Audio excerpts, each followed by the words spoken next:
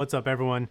I am coming to you. I'm using some new software, so if you can hear me all right, if everything looks okay, let me know. In theory, this is going out at 2.5K, so I'm using the Sony a6500. I have a hypercardioid condenser right above me. I had to turn the air conditioner on, and the MacBook fan is going crazy, and the mic is right here. In fact, I'm using this software called Ecamm Live, which you probably have heard of. It's for live streaming, so it's like an OBS, a Wirecast, anything like that. It's for the Mac only, but I was gonna just show you the demo, and I can't show it to you what I'm seeing. Turns out I think I would need to screen record, even though they have a live demo mode. I could not tell that that was working or not. So, all right, Jim is here, sounding good, Ray. All right, how much of that fan, double fans, are you getting, Jim? And how are the levels? Because I got levels going in the mix pre, so the AT going into the mix pre, which is then going into the 6500, which is then going through HDMI and into the software. So look, I can click here to view Jim's comment. Let me see. Now, using this software, I should be able to easily, well, yeah, we got mic coming in. Low hiss, not terrible. That's good because we're talking, this microphone is right over the top of a full blast MacBook fan that is going crazy because we're doing, again, we're taking 4K out of the 6500. It's down resing. Probably the Cam Link is doing that. I'm not sure. Maybe the software is doing that to 2.5K. See if you can hit the live stream to be, what, 1440p, right? 2.5K, whatever.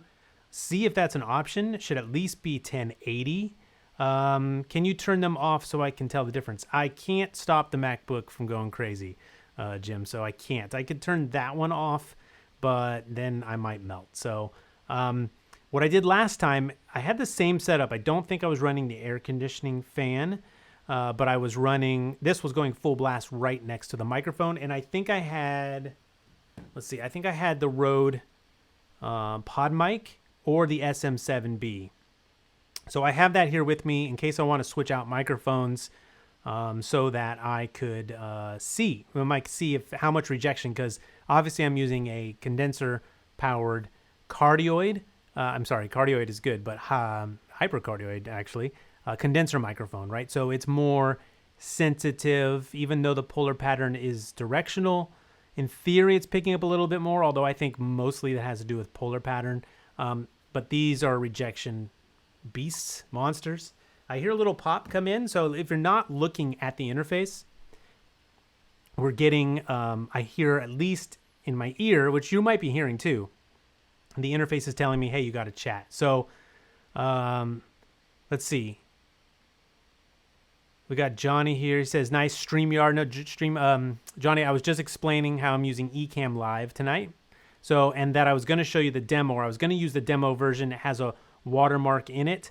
And then I just went ahead and signed up. So it's a subscription price, but you can do per month. And I think it's like $15 per month. Otherwise, it's $144 a year or something. And I don't know if I'm going to do enough live streaming to pay for a whole year.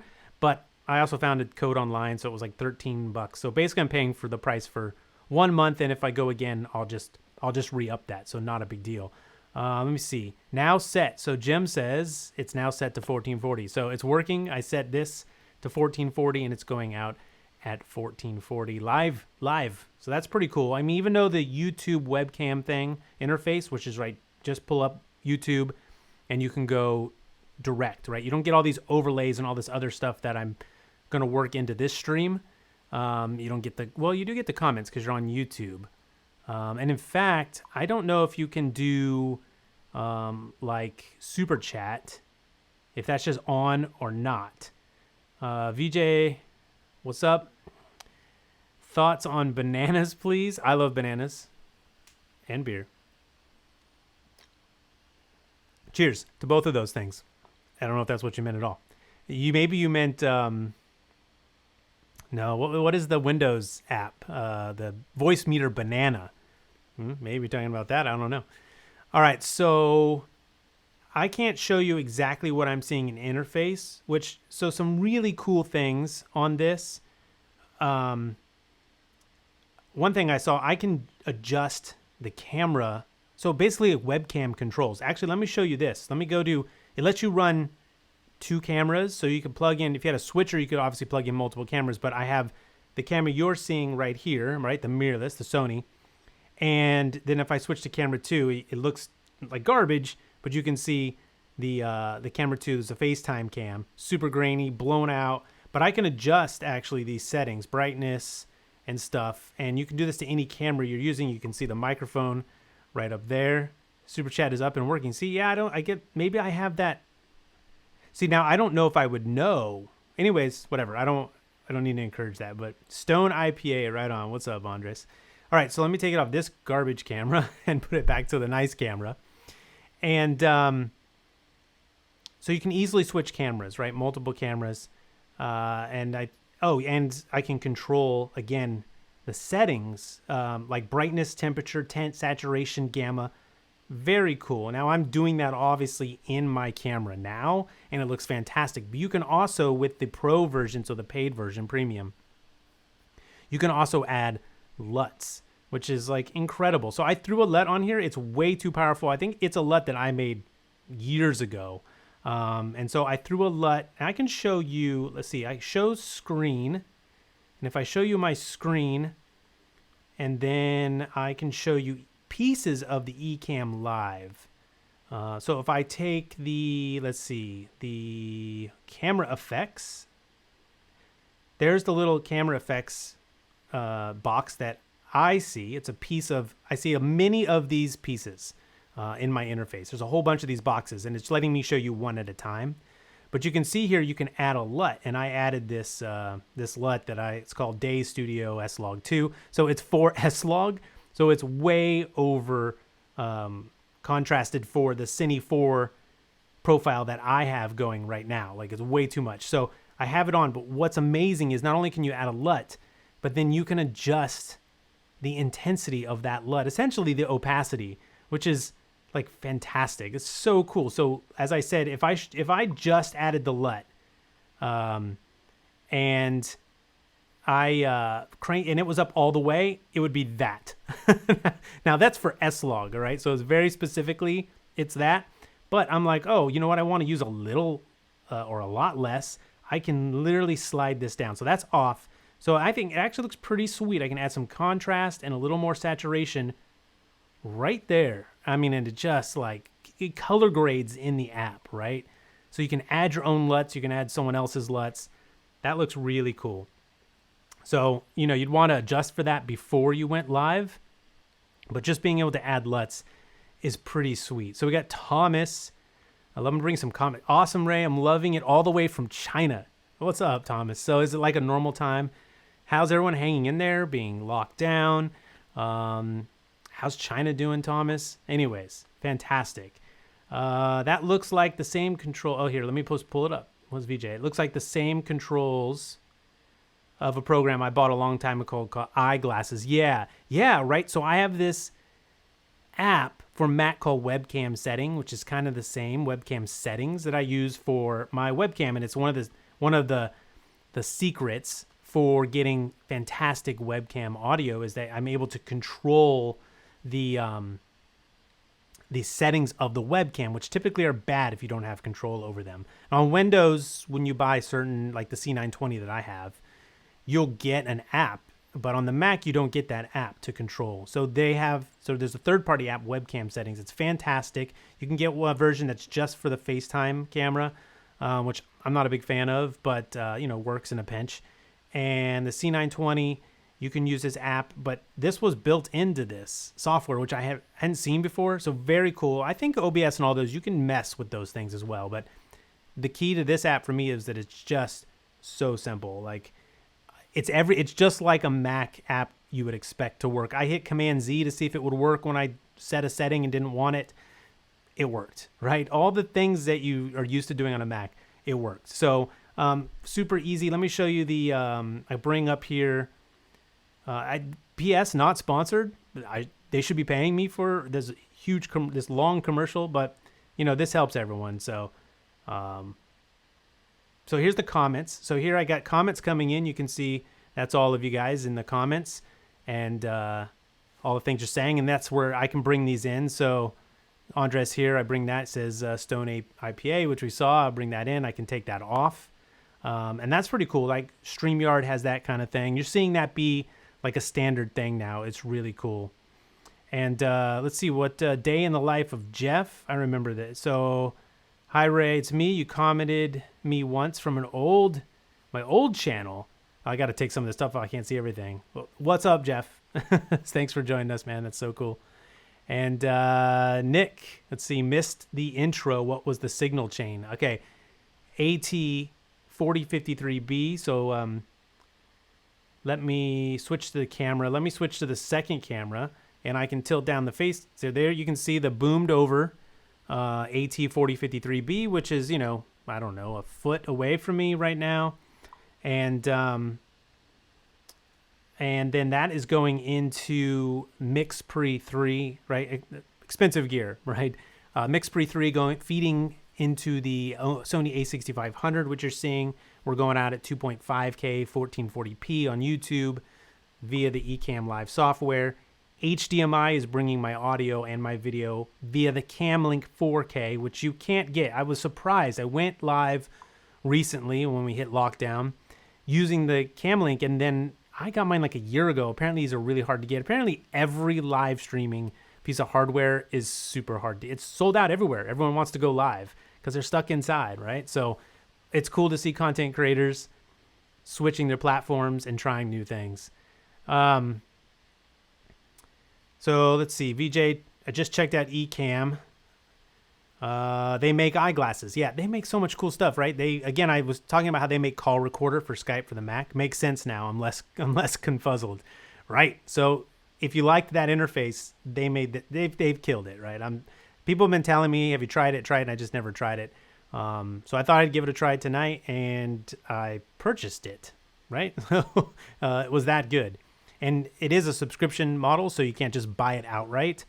I'm not sure which is better. I do like having constant updates, but I hate having to pay all the time. So there is a sound effects. There's some basic sound effects, and you can load your own. So if I was to play, I think you guys heard that. Now, you could have heard it through the microphone. Now, they have echo cancellation so that what's coming out of your speaker and going in your microphone. But I think because I'm using this audio, so I don't know what happened. Okay, there's some. So the streaming stopped for some reason. I was going to screen share. Did it create a whole new video? Did I come back to the video I was at? 21 people watching. So I think, all right, you guys got to let me know what just happened there. Are we still on the same stream that I was before, or did I just lose all of that? Because it asked me to resume. Thursday, 12 p.m. here in northeastern China. Let me know. I think you guys are still in the stream. That was super weird. Can't thank you enough, Ray. I've learned so much from you. Thomas, I'm flattered. Very safe here, by the way. Life's happening like there's no virus. That's crazy.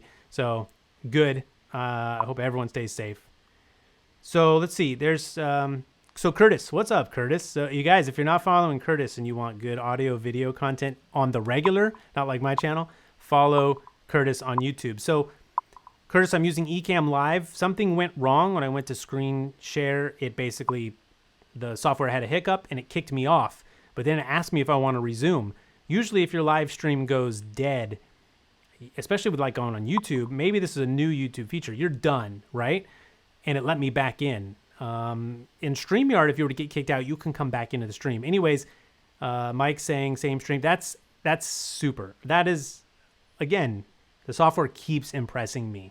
Normally, because if I had lost that stream, I wouldn't even be able to get you guys back on. You wouldn't even know I started a new stream unless you got notified somewhere. So that's so cool. So let's see. Sean is saying, here's a quick good question, because Sean's asking, does it replace OBS? It's just another type of encoder. For me, yes, it replaces OBS hands down, because OBS is amazing. It's just a little more finicky in what it can do, and I'm not sure that OBS probably does all the same stuff. It doesn't do it as easy. So if you're a Mac user, I'm loving this. Of course, OBS is free, right? So that's a big difference. So I actually did Google to see if I could find someone with a comparison chart of what one or the other gives you. But I didn't find that when I first did it. So Curtis, who I think uses Ecamm Live to go live on his as well, which is another thumbs up. He said weird. He never ran into that. He never ran into that with Ecamm before. Well, now you know, Curtis. Who knows what's going on? This computer's going crazy. It's an older MacBook. I'm sending it 4K video. I got it set for all the best settings, high quality audio. I think it just choked on something. But also I was switching to screen share. So in that switch, the software said, oh, hiccup, and you lost your stream, but do you want to keep going back on? So so is Audacity, right? OBS, Audacity, as powerful maybe as Audition, almost, but a lot more finicky to use. Mike thought his internet hiccuped, so he thought it was on his end, which is fine, right? If that's what it looks like, cool. So it's all about the CPU. I have lag using my laptop. I speak, then my mouth moves.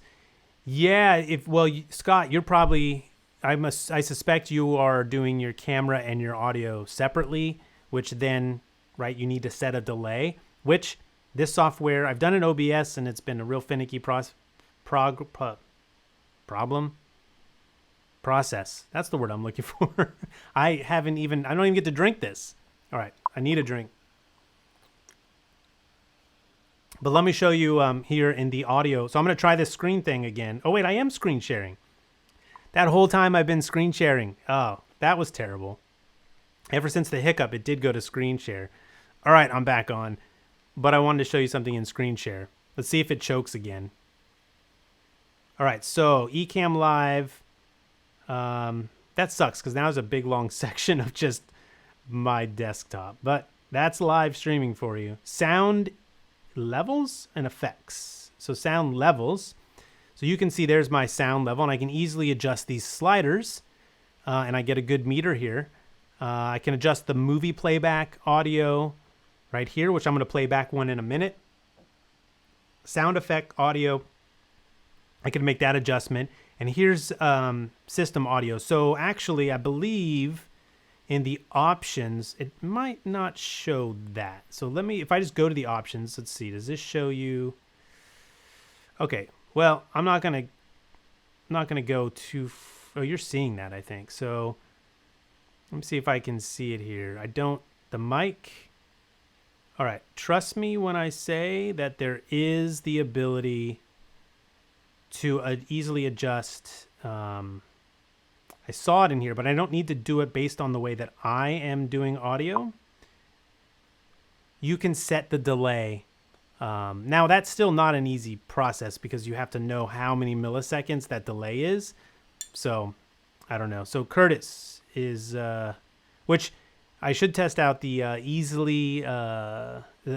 easy it is to bring in someone because you can do it on Skype, but I don't have that prepared. Get Curtis in here. But so Curtis is saying encoding apps seem to require quite a lot of GPU or CPU. Not sure which, but things like a MacBook Air often have trouble. So this is a MacBook Pro, and I've streamed on it before, and it's usually fine. So we'll see. OBS lets you use CPU acceleration and encoding, which is super nice. Yeah, given the NVIDIA. So, sometimes, with Mac stuff, sometimes something like OBS might be better if you really want to dig in. I haven't found any limitations. If you want just a whole bunch of easy, so like I can go picture in picture. So when I go, oh, you know what? When I go screen share, that's what I was, it's supposed to be automatic. Boom. There we go. Picture in picture. At least now it's not just my screen. So now you're seeing me picture in picture, obviously. That's really cool, right? Super easy picture in picture, which for me in OBS is not as much fun. This is simply just pop it open and it does it. Zoom to app windows. Whoa. All right. There's a hyper zoom of the one interface I was showing you. Because it's still on the sound levels. So I would switch that to just the entire screen. And then you can set it so it fills because it wasn't filling before. So we got the picture in picture. All right. That's kind of, overlays. Like I can just pop this on. This was one of the things I really loved. Like making it so simple. So boom, I popped that right on. Instagram/podcast helper. You should follow there because that's where I do a lot of behind the scenes stuff. It's my favorite place to make super fast video. It's my favorite place to hang out. So I'm there often. DM with any questions. But just making this was so simple. And I can adjust the size of the graphic right here on the interface itself, which you're just probably seeing it change, I guess. And that's a little too big. I'll bring that down, bring it over here. I just love this. Like, it's just so simple, fast, and clean. There we go. That looks better. And I did all that adjust right in the interface itself, which I assume you just saw it sort of moving around because you don't see everything I see. Jason Bryant. Now, there we go. It actually kind of goes over it. Not bad. I could adjust that graphic so it fits underneath there a little better. Have you picked up Stream Deck? They might be game changers with streaming and OBS. Yes. No, I don't have a Stream Deck. It's basically a panel with like 9 or 12 or 24. They have different versions, buttons, and you can just press a button to do something like bring in a video drop or a sound effect. To do all these it's the hotkeys, right? Little panel of hotkeys. I don't do enough live streaming for that. I'd love one. I probably will get one at some point, but this is so cool. I'm the person who usually just uses direct to YouTube because I don't need too much, but I also wanted to easily share my screen, which I'm going to do here. I was going to go through YouTube comments. I probably don't need to at this point. Maybe I will. Let's see. Does it tell me? It should tell me how long. Yeah. Well, I've been live for 9 minutes this time. It did reset that clock when I got the hiccup. So I don't know how long I've been live. Probably more like 20 minutes at least. Andrew says, remember when we used to wonder how to record interviews for podcasting? Yeah. Things have gotten so much easier over the last 15 years. That's for sure. By the way, Jason says he ordered the cam link from CDW. It still hasn't shipped. Man, they're out everywhere. No one can get one. I'm getting comments all the time. Where can I get one? I didn't even know they were hard to get. They were hard to get in the beginning when I got mine, and I kept refreshing the page the day they announced them or something, and I just got lucky. I got through and got a very limited batch, and I did not know that after that they were going to be impossible to get. So you literally ran down to your PC to check this out. Oh yeah, sorry, Sean. It is Mac, and in a very Mac way, it is Mac. It's very clean, easy, and I like it a lot. There we go. Jason Bryant says I ordered a month ago. Yeah, that sucks, man. And VJ says Camlink is the new toilet paper. Yeah, exactly. Toilet paper, any kind of wipes, tissue, Kleenex, forget it. Right? Hand sanitizer. All that stuff. Hope everyone is safe. If you're here watching this, I assume you're not doing it from a hospital bed. I hope not. So we're probably all safe here. So stay that way. All right. What else was I was going to roll. So let me take this off. You can take that off. You can easily add things. So I am in the middle of an edit. The other night I created one of these. Now, if you do follow me on Instagram, you have seen me messing with this. This is a 150 ohm XLR dummy plug. And this is used almost by nobody, but very cool method for testing preamps that Julian Krause here on YouTube. So Julian Krause, check out his YouTube. If you're watching this one, you will love it. Most of you probably already follow him. It's one of those things, though, someone like that can be out there and you could be subscribed to others and not even know. And then it'll open up your world to a whole ton of videos. If it comes to audio interfaces, he tests them all. And I love the way he tests audio interfaces. He really gets into all the things that I want to know. So this is one of the things he created, because here's the problem. If you want to test a preamp, some people mistakenly will just have no microphone going into the input. They'll crank it all the way up. They'll record that and say, oh, it's noisy, right? Well, it has no resistance, right? A preamp needs a microphone, which then... And I don't know electronics, but it's going to need that resistance. And so 150 ohm is a typical XLR dynamic microphone. So something like, not like what we're using here, but like an SM7B, PR40, SM58. The Rode Pod mic would be a 150 ohm, probably. I don't know. I'd have to check the specs. Basically a dynamic microphone. And so the problem, though, is if you go ahead and you just plug in the microphone and you crank the gain all the way, what do you have? You have a microphone picking up the room ambience, and then you're measuring the room ambience. You're not measuring the noise of the preamp.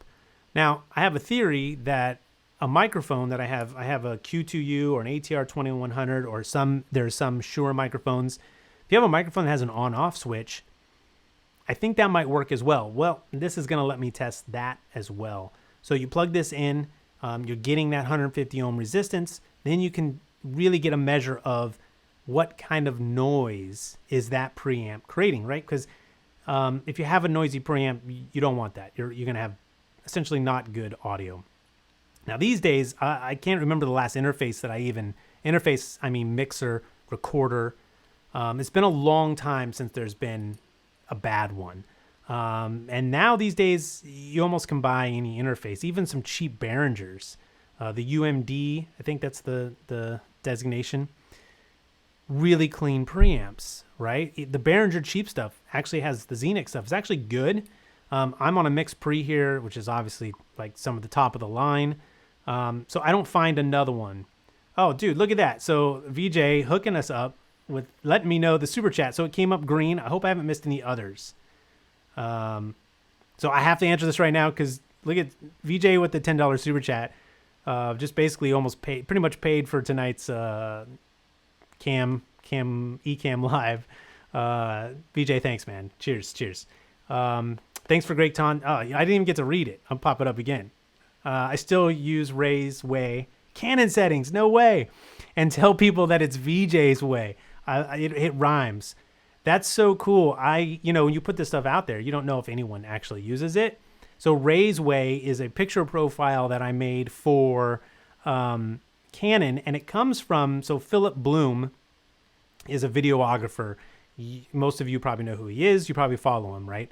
And he makes beautiful videos. So when the whole DSLR revolution hit and the Canon 5D came out, it was always trying to get these flat picture profiles before Canon log, S-log, HLG, all this stuff.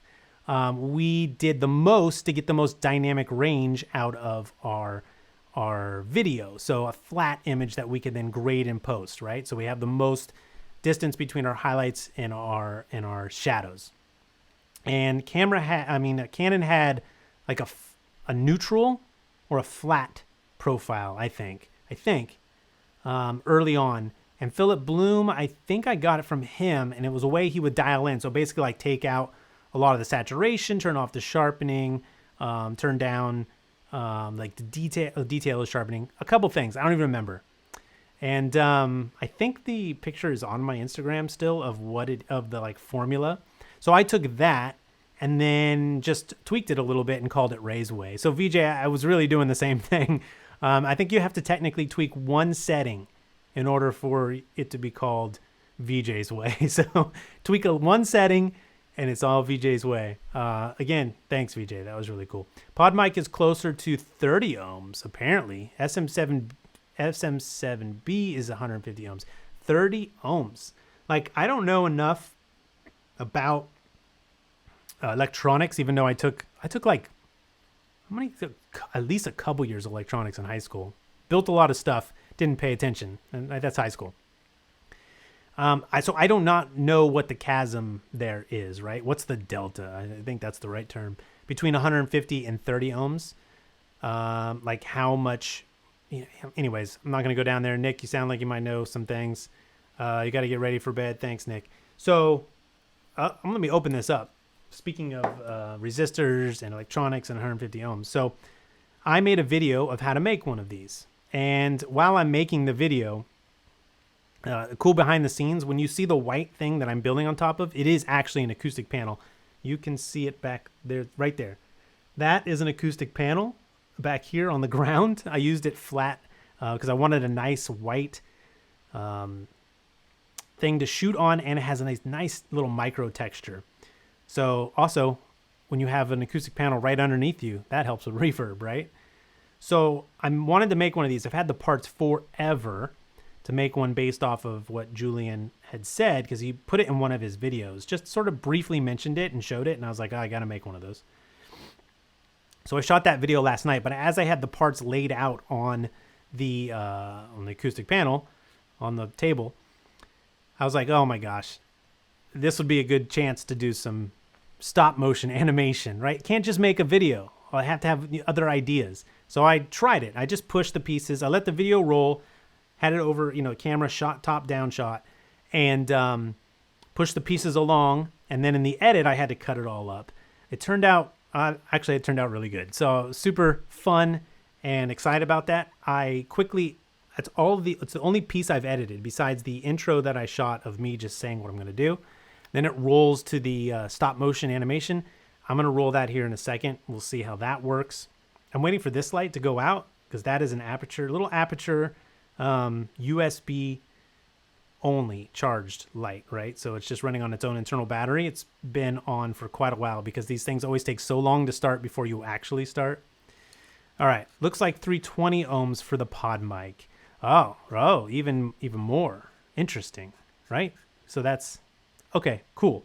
Let me put that up as I open this up. So Curtis is saying 320 ohms for the pod mic. So we'll need to dig into that more, if it even matters.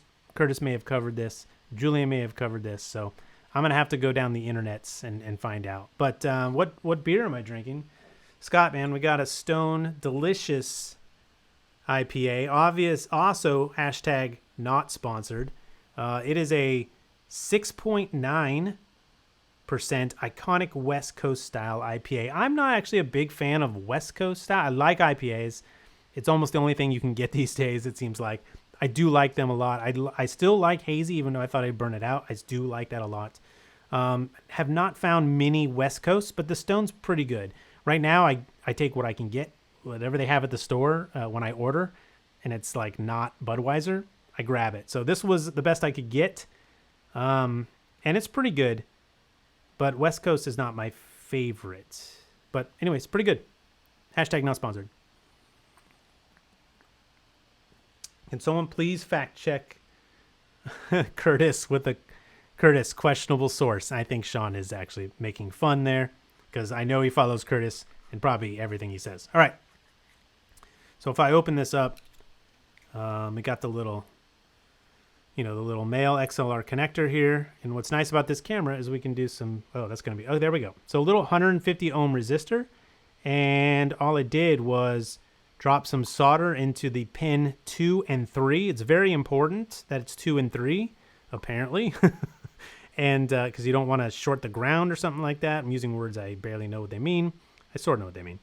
And yeah, just put the little resistor in there and boom. I haven't even had a chance to test it yet. So I'm going to test it on an interface that I don't care about, because Julian did say, if you wire it wrong, you could mess up your interface. Of course, he has to do the CYA and cover himself on that for sure. I don't think it's kind of like phantom power on a dynamic mic. I'm hoping. Who knows?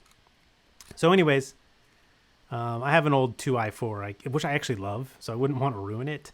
We'll go with the H4n. There we go. Not only, so that is the, that's the recorder. That's the last time I remember like a super bad preamp. The H4n, it's the reason I bought the Fedhead. It's the reason we bought cloud lifters. The H6, people buy cloud lifters, but it's because they're using like SM7Bs, which need a lot of gain. So let me show you the animation I made. As I pulled that up, and I should be able to play that here just by running a clip. So here we go. Hopefully it doesn't, let me try this echo cancellations. It's going to come out of my speaker because we don't want to really mess things up here. Here we go. This is a 150 ohm XLR dummy plug that I made for testing preamps, and I'm going to show you how to make your own.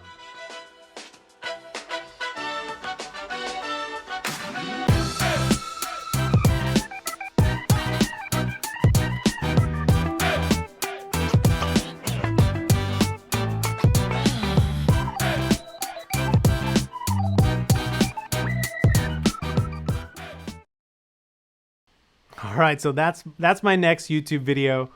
It might be my favorite ever because of that little intro was so much fun to make, and I love the results. Like I said, my 8-year-old thought it was amazing, so it was worth making it 100%. So I don't know if you guys were able to see that.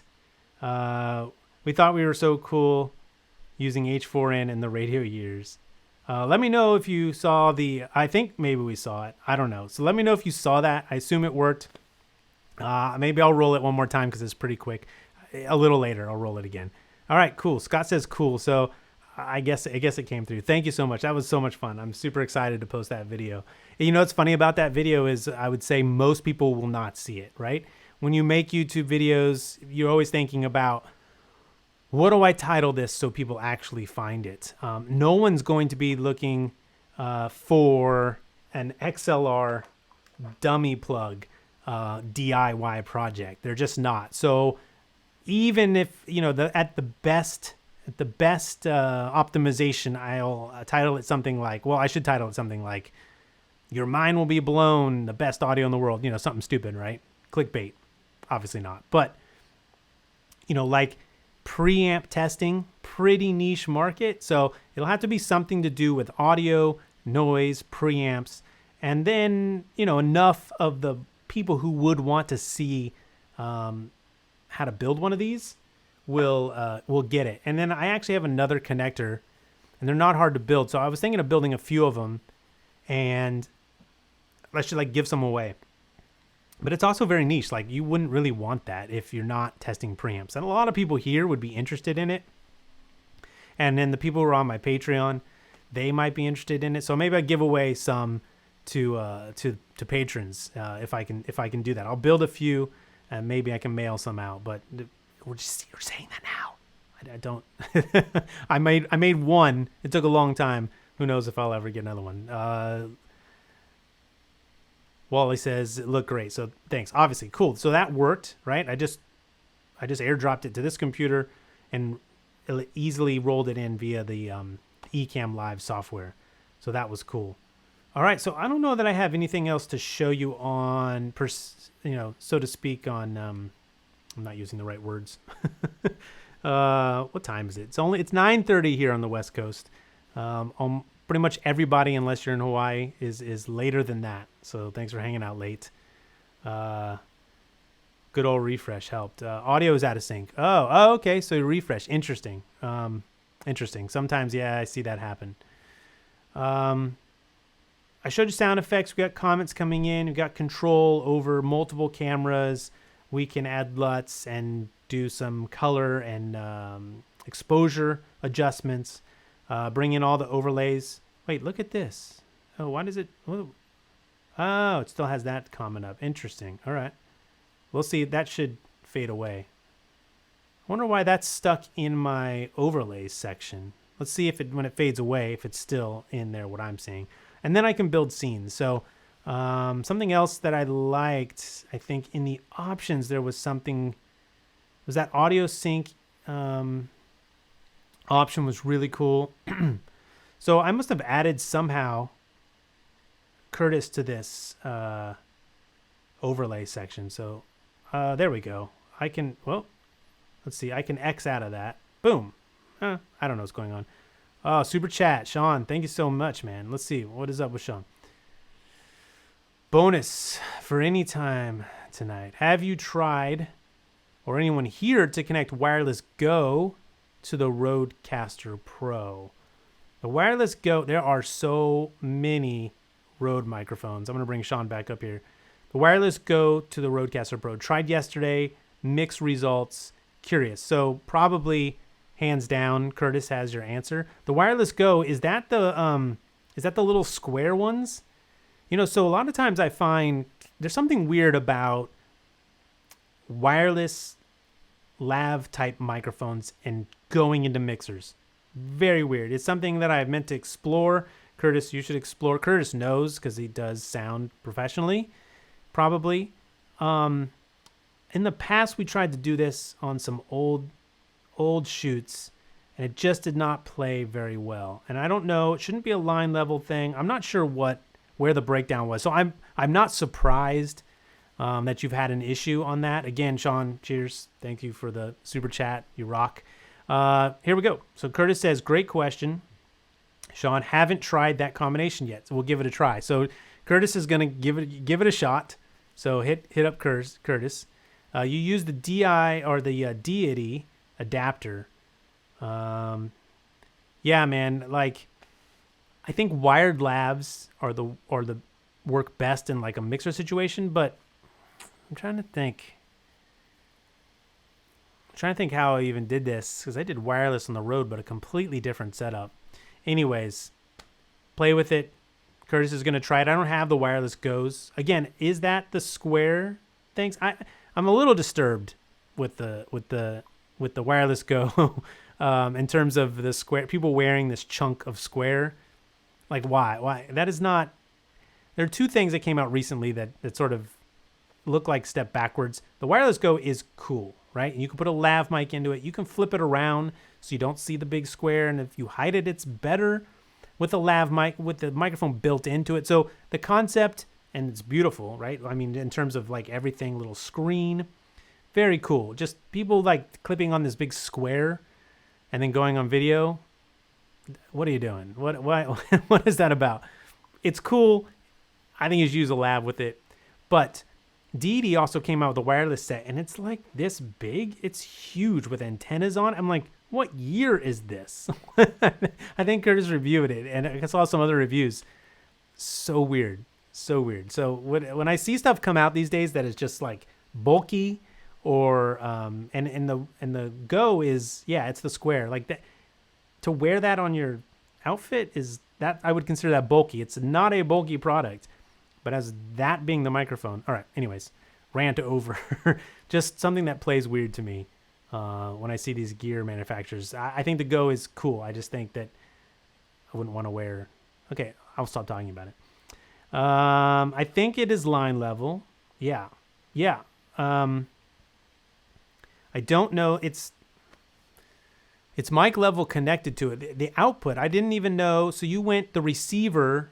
You can go out an output of the receiver, and you try to go into, like, just maybe, did you just try to go into a line level?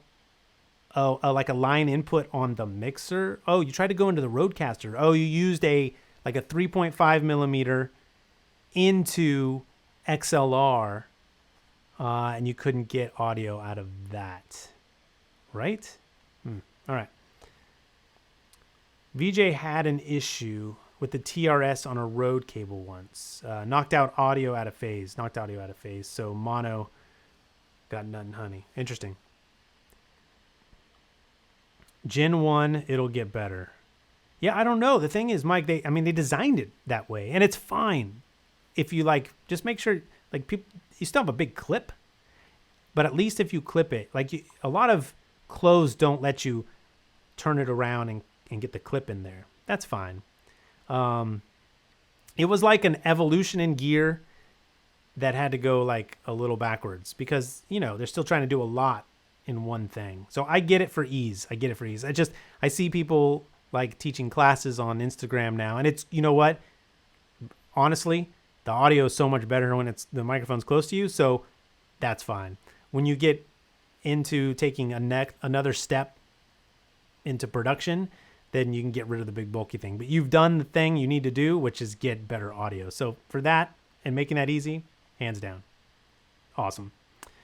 TRRS to XLR adapter into back of Rodecaster Pro. TRS to XLR adapter into the back. Right, the XLR. All right, yeah, I would have to play with the gear. It's funny because a lot of times, and a lot of the stuff I review goes back.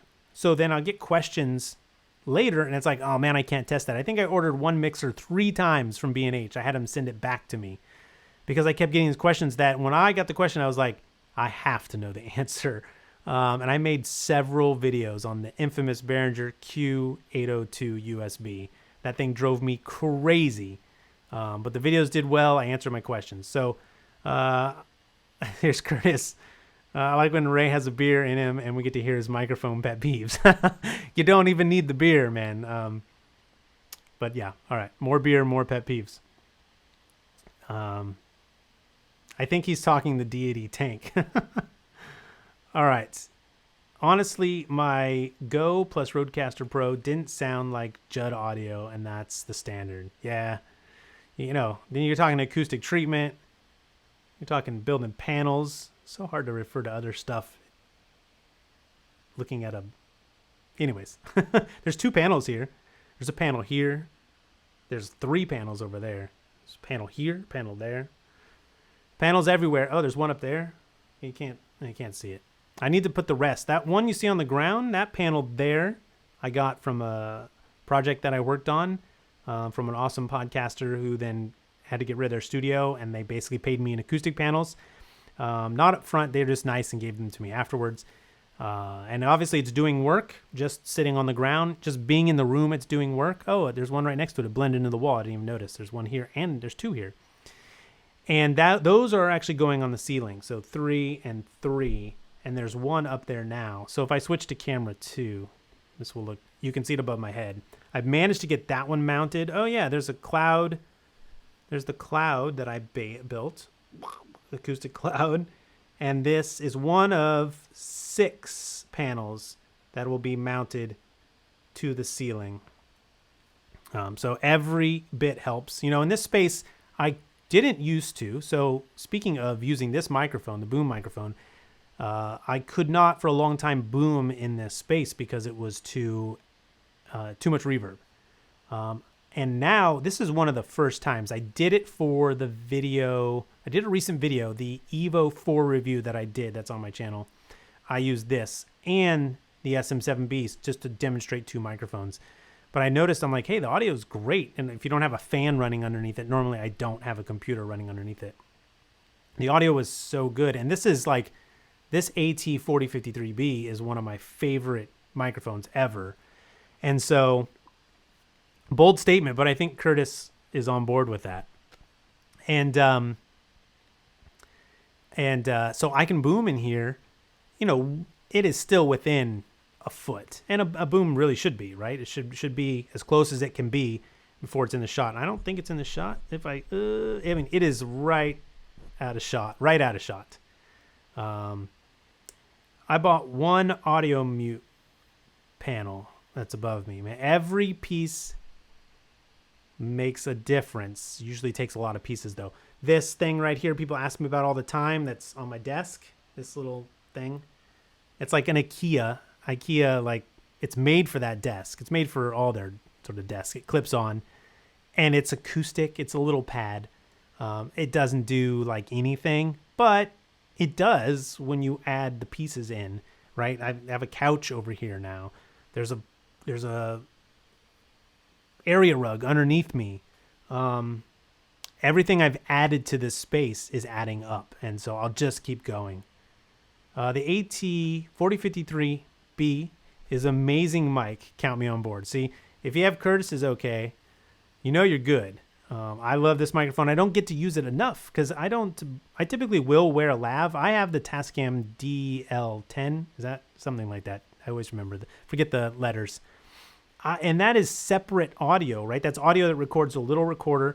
I use that almost exclusively, which is crazy because there was a time when I didn't have a mic input, the Canon T2i. I saw a recent tweet about someone saying, how many channels started via the T2i? That was me, right? My channel really got launched with the 60D. Had to do with the content of the 60D as well as the 60D itself. But I went to the 60D, the Canon 60D DSLR mirrorless DSLR. They're different, is what I'm saying. And I went to that for 2 reasons. Mic input. I don't think the T2i had a mic input. And flip screen. And now we're back to this. I'm on Sony now, and the A6500 has a mic input, which I rarely use because I use that DL10, D10L, DL10. Curtis will let you know. And I don't have a flip screen. So I need another one. Ortega's legit. He builds his own panels. I cheated and just bought. Yeah, I mean, these are bought. Some are bought. I built my own. There's a tutorial for it. The worst part about that is I need to go back in. I have to take off their outline with, or they're covered with burlap, which I like for here. I like the look. It's a little porous, and if you check out my acoustic panel video, everyone's freaking out about rock wool. They don't get disturbed. I really don't think they're shedding. I don't think I'm sitting here breathing in rock wool. I do have an air cleaner, and it does a great job.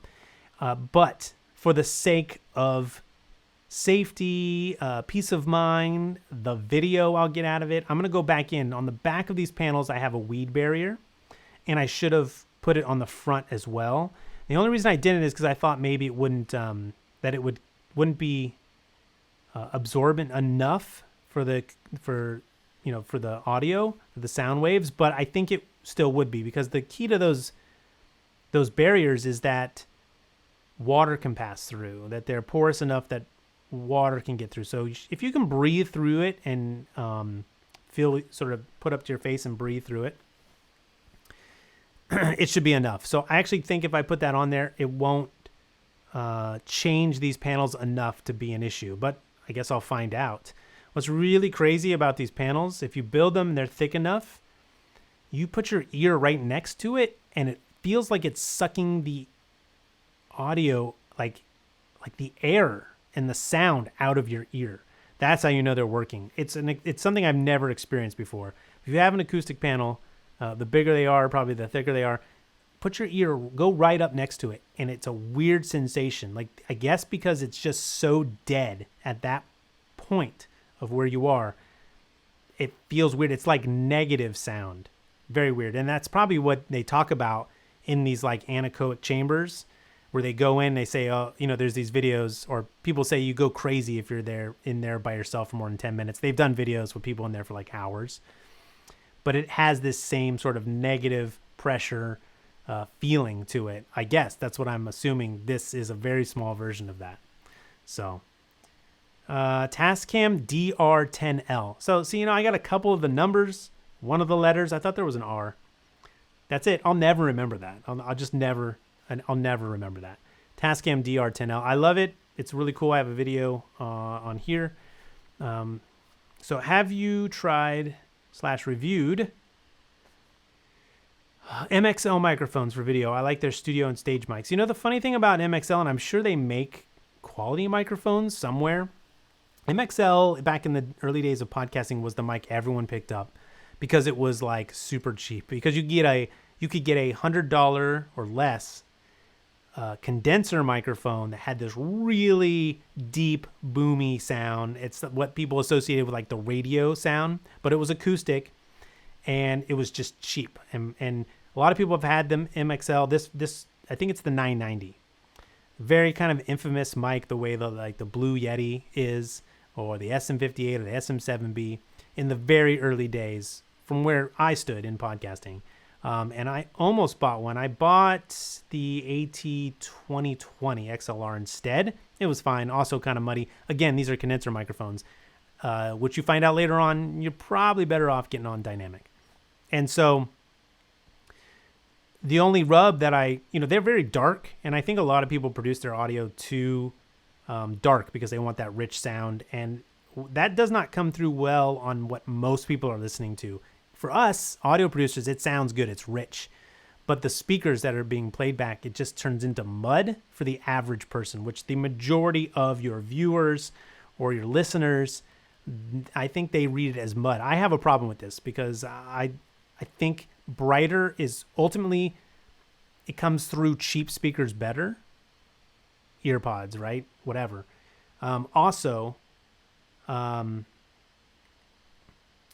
People will tell you, they'll hear a really good microphone and it might have a lot of that like nice low end richness. And then they'll hear a brighter one, almost like an ATR 2100, which is really crisp, and a high OPR 40, really crisp. And they'll probably tell you that one sounds better. And I think because it's perceived as louder. So louder audio is often, people will say that's the better audio, right? In like a blind taste test sort of way, ear test, whatever. So anyways, it's interesting. It's an evolution of producing audio that I think too many people make their stuff too deep. Anyways, yes, the MXL sounds great. I think if it's dropped, it breaks. That's what I've heard, the rub. Now, that's one microphone with back 15 years ago. I'm sure MXL has a lot of tough stuff, a lot of good stuff that is well built. So no, I haven't dug too far into the MXL stuff, probably coming off of that, like that bias that I had from the early days of podcasting. So VJ said he stood in an anechoic chamber in a studio once. Freaked me the F out. That's funny. Oh, man. Cloud. You mean boombox. Yeah, my boombox up there. Wait, Mike, was that... I posted a picture from the underside of those lights into the cloud, and I said, what does that look like? Someone said boombox. It might have been Mike. That might be a callback to a joke he made on Instagram, which, by the way, just pull that up. You should follow Instagram/podcast helper. Here's the question. Would you rather bring more people from your YouTube channel to your Instagram or your Instagram to your YouTube? I'm not sure. I am definitely more active on Instagram. But the stuff I do on YouTube, it lasts longer. It's more detailed. They are completely different, right? When I think about taking this audience and having them come over there, it's an interesting thing. It's a whole other topic we don't have to go into. Let me just leave that up there. Why not? All right. Well, my goodness. Here's the problem with live streaming and having a beer is that it gets warm. I don't even drink. Look at how much beer is left. Like, that's wrong. It's gross. This isn't even good anymore. It was Mike. He was making a call out. So I'm glad I remember that. A shout out to his joke. Nice, Mike. That's funny. All right, I didn't even get into I was going to screen share some comments. That didn't when I was setting it up, it wasn't it wasn't going to be that good. It's just a screen share and I was going to scroll my comments. Here's what I want from Ecamm Live. We're getting the comments live, right? And I can bring those into the chat. YouTube should be doing this. YouTube should be doing, they're doing an okay job. They should have a better encoder, even though it's, you know what? Last time I did the YouTube live webcam, and at least now it's not 720, it's 1080. I one-upped them here with the Ecamm going in at 1440. We can do full 4K, which I don't know why I'm not pushing 4K because I'm sending 4K to the computer. Next time, I got to save it. You know why? I probably biasly chose the 2.5, if that's right, 2.5 almost K. 2K, whatever. That's what I do my YouTube videos in. I shoot in 4K and then I edit out to 1440p because it gives me a little bit of cropping, and almost nobody's even using that resolution. Almost nobody. Almost nobody's using 1080. They're watching on phones. Like they're seeing crisp video at 720. I'm not putting 720. Obviously, you shouldn't do that either. 1080 is the floor. 2.5 if your camera can do it, and then 4K. I rarely put anything out in 4K, even though I could up-res and crop into 4K and it would look fine. Also, if I have to take a 1080 camera and blend it, shooting that middle ground, it's a nice blend. So I really like producing at that sort of resolution for sure. I think there was something else I was going to say. Oh yeah, the thing I'd like to see before we get out of here, and I think I said in the last live stream, I think it's my idea, so I want my money, Google. I want to see exactly like doing a comment Q&A, which a lot of people do. Make it easy for me to bring the comments on my channel into a live stream. Right now, having something like this, I would probably use this all the time. Why would I not use this over the YouTube live webcam feature, which doesn't have any of this stuff? It's a little easier, but how is it a little easier? This is so easy now, and it's just one extra piece of software, but then you're not even pulling up YouTube, so it negates that. No, this is, OBS, Ecamm Live, anything like that. Super easy. So this is the way to go for me, but would I want to pay for it every month? Probably not. I'm not going to live stream that much. So I have OBS as well. I could take some time to set that up, but it took me from not ever using this to being live within minutes and doing all the things I want to do. That's pretty cool. So I might keep it. I don't know. We'll see how much we do live. But Ray, I've had it's Jason. Jason's had 4 since you first told us what you were drinking. So I'm still drinking the warm Stone IPA. Jason, if you've had 4, I'm putting you on the hook. You've had 4 what? Jason has this is my studio. Jason has a speakeasy in his basement. It's his studio too. He's a podcaster. He built a place I would like to visit, Jason, actually, when we all get let out of our houses. But what was the best of what you had? Did you have 4 of the same thing? Anyways, let me bring my YouTube comments into a live stream, right? And make it look good. At least, again, what I just did here with Jason, that's not bad. I don't see anybody doing a great job of bringing their YouTube comments on Q&A. I'm still looking for the best looking Q&A YouTube video out there. And I follow so many amazing YouTubers, and they're always just a screenshot, a square screenshot cropped of the comment, because you know what? It's already hard to go get all those, load them up, put them in your video. No one does it great. Like, you could use templates that bring in comments that you'd have to type in and they could roll in nice. It's way too much work, like way too much work. So the system should let me bring in my comments. I just want to see that. Anyways, that's all. That's like the only thing that's on my wish list, I guess. What you're letting me do here with the live chat and comments, Ecamm Live, because I know you're watching this deep at all. Let me do that. I should be able to go to my comments easily, pull up my comments to my channel since I'm already connected to my channel, and then pull them up, right? Stone IPA, nice, brewed in Escondido, is it? All right. I believe you. It's got to say that somewhere. It is West Coast. Where does it tell us that? It's got to tell us that right here somewhere. All right. Anyways, I'm going to take a sip. Let's see what Jason has.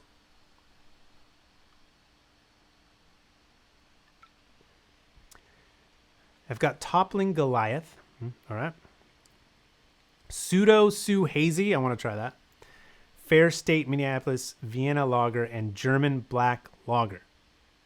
I'm impressed, Jason. So not only did you have 4, you had 4 different. I'm jealous, man. I think I'd rather do that than live stream. But we could do dual live stream where you sit. Actually, I could bring in remote people. We'll have to do that. We'll have to test this with bringing in remote people and see how that is. Amazing location. Awesome. I'll have to check it out. All right, everyone. My gosh, I've been here too long. So on this second, before the hiccup, we can go in 50 minutes. I was going at least 10 minutes before. So it did a nice hour. These streams seem to be turning into like hour-long streams. It has felt like more than an hour, so it probably was. But press subscribe. If you are watching this deep and you're not subscribed to my channel, please press subscribe. I'm going to roll in my... I'll save it for the real videos. Press subscribe. You can rewind, see a little stop motion I made. That was a lot of fun, but that's probably my next video showing you how I made the XLR dummy plug for testing preamps. And that's it. I'm going to finish this beer. I'm going to head it out. I can send you an IG of my fridge. No, man, that's all right. You're just torturing me. All right. I will see all of you later. Thank you so much for joining me. Like, these late night streams aren't scheduled. I just pop it open. Whoever joins, awesome. Super love it. So lots of fun.